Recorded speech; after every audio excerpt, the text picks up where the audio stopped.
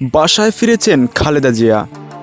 নদ নদী ও খাল ভরাটে বন্যা বাড়ছে জানিয়েছেন সম্পাদক আব্দুল লতিফ জনি। এবারের ফ্যাসিবাদ বিরোধী সংগ্রাম 16 বছর ও 36 দিনের নজরুল ইসলাম। তো বন্ধুরা, শুনছিলেন শিরোনাম, এবার বিস্তারিত।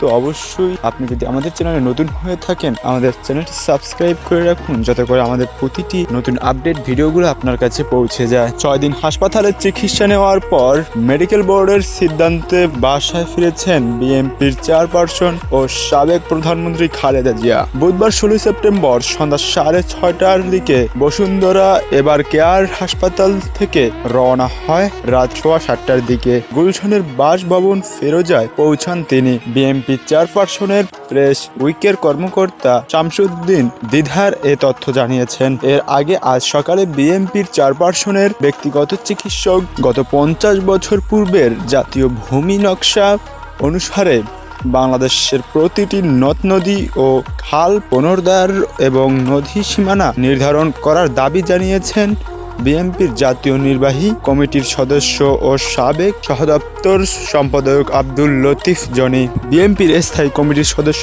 নজরুল ইসলাম খান বলেছেন, ছাত্র শ্রমিক জনতার গণ অনুভূত একদিনে সংগঠিত হয়নি। এর পিছনে রয়েছে রাজনৈতিক দলসমূহ ও জনগণের বহু বছরের মরণপণ লড়াই। ফ্যাসিবাদ বিরোধী 16 বছর ও 36 দিনের হঠাৎ কোনো ঘটনা সংঘটিত হয়নি।